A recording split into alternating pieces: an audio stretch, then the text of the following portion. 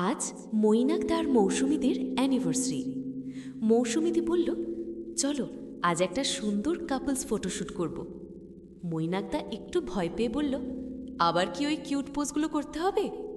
মৌসুমীদি বলল, হ্যাঁ, আজ তুমি আমার কথা মতোই পোজ দেবে। ফটোশ্যুট শুরু হলো। প্রথম পোজ। মৌসুমীদি বলল, হাসো। মৈনাকদা হাসল, কিন্তু এমন মুখ যেন পেঁপে খেতে গিয়ে লঙ্কা কামড়ে ফেলেছে।